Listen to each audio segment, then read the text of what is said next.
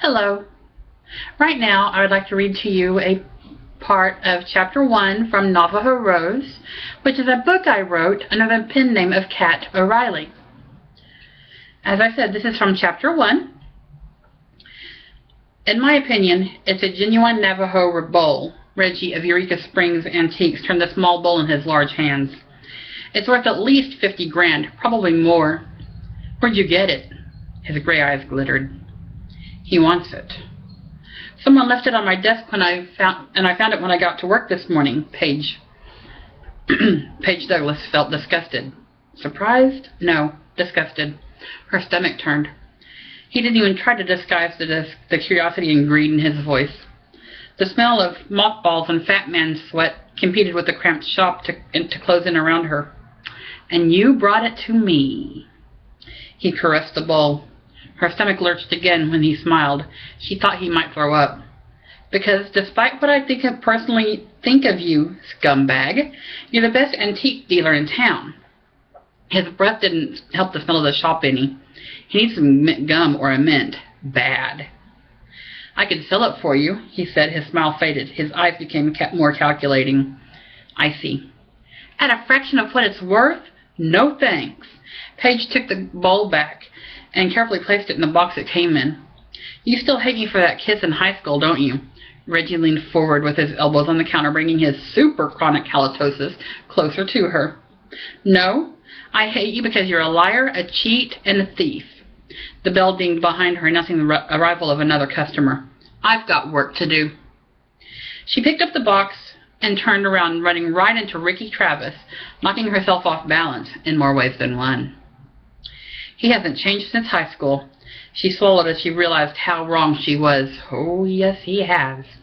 He wasn't any taller, but he was definitely in better shape, more built. He reached out and steadied her. Careful, Paige. I'm sorry, Detective. I'm in a bit of a hurry. She glanced up into his green eyes and quickly away, feeling her face burn.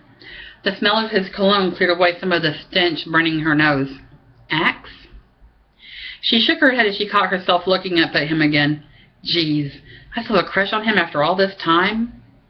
Ricky smiled, flashing his pearly whites as though he came straight from a toothpaste commercial. Goofy much, Paige? He stepped aside and let her pass. What's with her? He asked Reggie as she left the shop. Hell if I know, the antique dealer replied, the door closed, cutting off any further comment.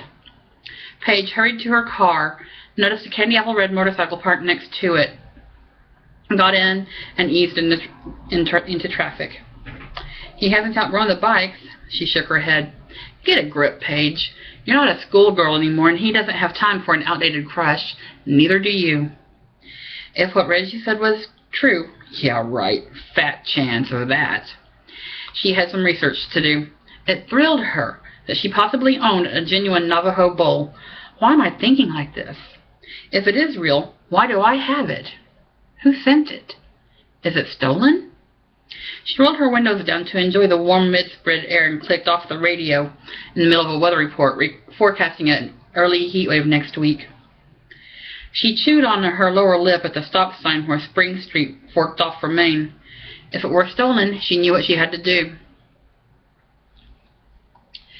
And if you like that, and you like romantic suspense with antiquities poaching, kidnapping, and of course romance involved, then consider purchasing Navajo Rose by Kat O'Reilly from Amazon. It's on Nook from Barnes & Noble, Kindle from Amazon, and in paperback. Thank you for listening.